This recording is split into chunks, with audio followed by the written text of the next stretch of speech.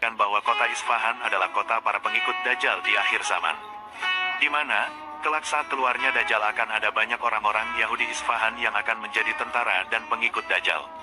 Nabi Muhammad pernah bersabda, yang mengikuti Dajjal dari kalangan Yahudi Isfahan sebanyak 70.000 orang, mereka mengenakan pakaian tayalisah. Hadis riwayat Muslim. Hadis ini memberi penjelasan, bahwa Dajjal kelak akan muncul dengan para pengikutnya secara khusus yaitu Yahudi Isfahan. Kaum Yahudi pada dasarnya terdiri dari 12 suku dan Yahudi Isfahan merupakan salah satu suku yang tergolong dalam suku Efraim. Allah Subhanahu wa Ta'ala berfirman, dan kami telah membagi mereka Bani Israel menjadi 12 suku sebagai golongan-golongan besar. Quran Surah Al-A'raf ayat 160. Perlu diketahui, Yahudi Isfahan itu berbeda dengan golongan Yahudi lainnya, di mana Yahudi Isfahan ini mempunyai ciri-ciri tersendiri dan salah satunya adalah mereka biasa memakai tayalisah. Nabi Muhammad telah menjelaskan secara khusus, bahwa Yahudi Isfahan ini memakai atayalisah atau selendang Persia yang merupakan pakaiannya tersendiri sehingga membedakannya dari golongan Yahudi yang lain. Ciri-ciri khusus ini telah membuktikan kebenaran dari hadis Nabi Muhammad SAW. Selendang atayalisah tersebut memiliki beberapa ciri-ciri, diantaranya yaitu kainnya berwarna putih dan mempunyai corak garis biru tua yang memanjang. Pakaian tayalisah ini masih terus dipakai oleh orang-orang Yahudi Isfahan di Iran hingga saat ini. Assalamualaikum warahmatullahi wabarakatuh. Alhamdulillah. Selamat pagi para sedulur-sedulur yang saya cintai dan semoga dicintai oleh Allah SWT. Para sedulur, jumpa lagi di kanal YouTube-nya Pak Dekun. Para sedulur, tadi di awal video teman-teman sudah melihat tentang Yahudi yang hidup di kota Isfahan yang ada di Iran. Nah teman-teman, berkaitan dengan Yahudi yang tinggal di kota Isfahan di Iran ini, kita akan bahas sedikit ya teman-teman. Jadi karena memang kita bahas ini karena memang hampir 1 tahun belakangan ini terjadi konflik antara kemudian Israel dan para pejuang Hamas di Palestina. Yang jelas para pejuang Hamas ini yang membacking adalah kemudian negara Iran ya, yang merupakan salah satu negara yang mayoritas penduduknya adalah Islam Syiah. Begitu juga proksi-proksi atau negara satelitnya yaitu pejuang Hizbullah yang ada di Lebanon, kemudian pejuang Houthi yang ada di kota Yaman, dan dulu juga ada para pengikutnya Bashar al-Assad yang juga di Syria yang sekarang sudah kalah ya, yang sudah diruntuhkan oleh Free Syrian Army. Yang jelas memang kelompok ini mulai dari yang ada di Iran, kemudian di Lebanon, Yaman, dan juga yang di Syria kemarin adalah orang-orang kelompok Syiah ya, gitu kan. Yang banyak kemudian beranggapan mereka lah garda terdepan pembela umat Islam saat ini, gitu kan. Mereka lah bangsa-bangsa pemberani yang memang kemudian di depan, paling depan, garda terdepan dalam pembela kaum Muslim saat ini. Itu banyak pendapat yang seperti itu, gitu kan. Yang kemudian timbul pertanyaan gitu kan, apakah betul seperti itu gitu kan, karena memang kemudian dari kejadian memang 7 Desember dulu ketika Hamas menyerang Israel, masuk ke wilayah Israel, kemudian menyandera warga sipil dan juga ada menewaskan warga sipil, justru kemudian Palestina mengalami serangan udara bertubi-tubi yang korban jiwanya saat ini nyaris ya hampir lebih dari 40.000 jiwa. Ini luar biasa sekali. Nah teman-teman kemudian banyak bertanya-tanya, apakah betul kalau Iran ini memang betul garda terdepan pembela umat Islam saat ini. Nah teman-teman, kalau kemudian kita lihat dari sekilas video tadi itu kan, saya kok sepertinya juga meragukan hal tersebut ya teman-teman. Karena berkaitan dengan negeri Iran sendiri, Nabi Muhammad SAW telah bersabda ya, berkaitan dengan munculnya fitnah untuk umat manusia. Bahkan dikatakan oleh Nabi Muhammad SAW, disabdakan oleh Rasulullah SAW, ini fitnah terbesar dari penciptaan Nabi Adam alaihissalam sampai dengan yaumil kiamat kelak. Fitnah terbesarnya nggak ada yang lebih besar daripada munculnya Dajjal. Nah Dajjal ini sendiri sepertinya akan muncul dari wilayah negeri yang saat ini adalah Iran. Karena Nabi Muhammad SAW bersabda dalam sebuah hadisnya sebagai berikut. Bismillahirrahmanirrahim. Ad-Dajjalu yakhruju min ardil bimasyriki yuqalu laha Khurasan. Yang artinya sebagai berikut, Dajjal itu akan muncul dari bumi bagian timur yang namanya Khurasan. Nah, rejim Khorasan sendiri saat ini memang terbagi dalam beberapa negara ya. Salah satunya adalah Iran. Ada 2 kota di Iran yang masuk rejim Khorasan, yaitu kota Tus dan kota Nishapur.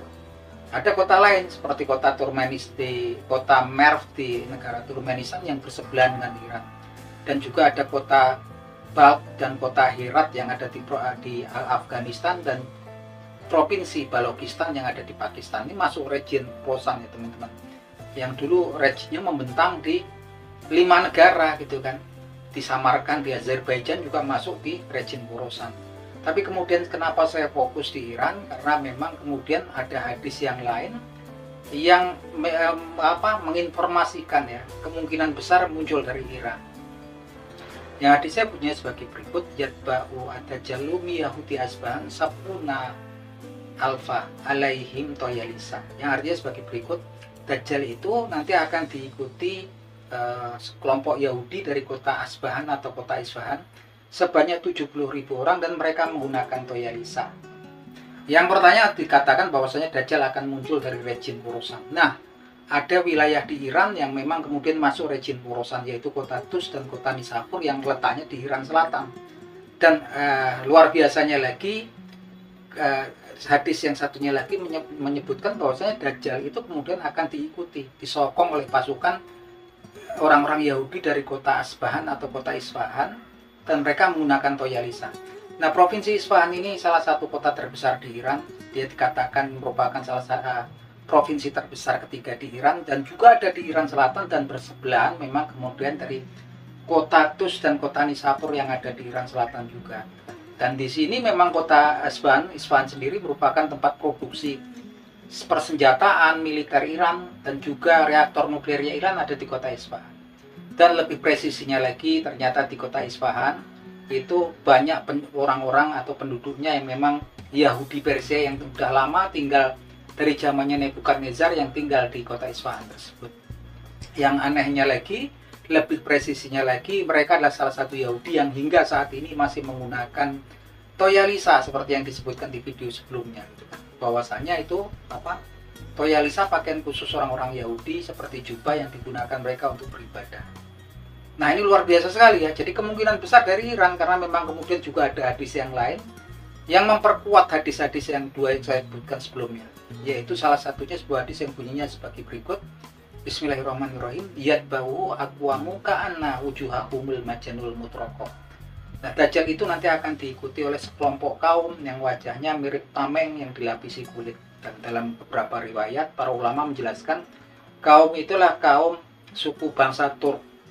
Nah, suku bangsa Turk sendiri nenek moyang mereka ada di negara Turkmenistan, negara salah satu pecahan Uni Soviet ya, yang mereka merdeka pasca pecahnya Uni Soviet.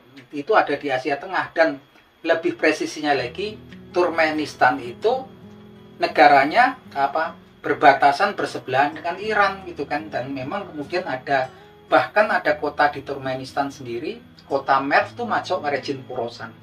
Jadi udah kuat banget ya, Dajjalnya akan muncul dari rejim Khorasan, kemudian diikuti oleh sekelompok kaum yang wajahnya mirip tameng yang dilapisi kulit. Itu suku bangsa Turk. Suku bangsa Turk itu nenek moyang mereka adalah di Turkmenistan. Itu bersebelahan dengan negara Iran gitu, dan kemudian dia akan diikuti oleh Yahudi, 70 orang Yahudi dari kota Isfahan yang menggunakan toyalisa. Yahudinya sudah ada dan menjadi penduduk asli di Isfahan saat ini, yang sudah turun-temurun tinggal di situ, dan mereka salah satu Yahudi yang masih kemudian melestarikan budaya mereka untuk menggunakan toyalisa ketika mereka beribadah. Tapi sesungguhnya Allah Subhanahu wa Ta'ala dan para nabi dan rasulnya lah yang tahu ya teman-teman. Kita hanya kemudian memperkirakan, menduga-duga ya. Ini kan perkiraan, tapi memang informasinya kan sudah jelas diberikan oleh Nabi Muhammad SAW. Jadi kalau kemudian saat ini memang kemudian ada pertempuran di mana-mana, mungkin kita agar lebih berhati-hati ya teman-teman, karena memang kebanyakan saat ini yang berkonflik dengan Israel ini adalah kelompok yang tergabung dalam aliran Syiah teman-teman, yang memang berbeda banget ya dengan aliran Sunni adalah seperti Islam yang orang Muslim yang ada di Indonesia saat ini teman-teman. Nah teman-teman, Sedangkan Hamas sendiri kita nggak ngerti gitu kan. Tapi ketika Hamas kemudian bertempur dengan pihak Israel kan memang yang kemudian menyokong Hamas sendiri pejuang Hizbullah dari Lebanon, terus pemerintahan dari Bashar al-Assad yang sudah tumbang, Iran, dan kemudian pejuang Houthi yang ada di Yaman, yang kesemuanya adalah kemudian milisi dan pasukan yang memang beraliran Syiah. Bukan berarti kemudian kita beda-bedakan, diskriminatif, tapi ini hanya kemudian gambaran ya untuk kita semua. Walaupun Hamas sendiri nggak pernah nyata apakah dia itu alirannya kemudian Syiah ataupun Sunni gitu kan, nggak pernah ada yang tahu lah masalah Hamas ini. Yang jelas patut kemudian kita untuk kemudian berhati-hati dengan apa yang terjadi belakangan ini, karena memang kemudian Dajjal akan muncul memang di akhir zaman dan merupakan ujian terbesar ya di akhir zaman kelak itu kan, yang ujiannya nggak ada yang lebih besar daripada ujiannya munculnya Dajjal, dari penciptaan Nabi Adam sampai kemudian yaumil kiamat. Nah teman-teman, berkaitan dengan itu teman-teman, Nabi Muhammad SAW mengajarkan kepada kita amalan agar kemudian kita selamat dari fitnahnya Dajjal. Dalam sebuah hadis yang bunyinya sebagai berikut. Bismillahirrahmanirrahim. Man hafidhu asra ayati min awali suratil kahfi usima minat Dajjal. Yang artinya sebagai berikut, barang siapa hafal 10 ayat awal dari suratul kahfi, maka kelak Allah Subhanahu wa taala akan menyelamatkannya dari fitnahnya Dajjal.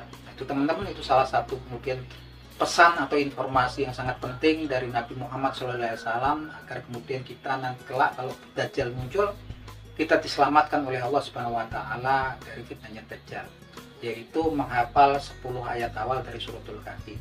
Nah ini aja teman-teman obrolan kita di pagi hari ini, semoga bermanfaat. Dikala media sosial ini isinya kemudian segala sesuatu yang urusannya duniawi dan gak bermanfaat untuk agama dan amal ibadah kita, saya berusaha kemudian untuk membuat konten-konten yang paling tidak bermanfaat untuk kita, untuk mendapatkan pahala dari sisinya Allah Subhanahu wa taala. Akhir kata, wabillahi taufik wal hidayah. Wassalamualaikum warahmatullahi wabarakatuh.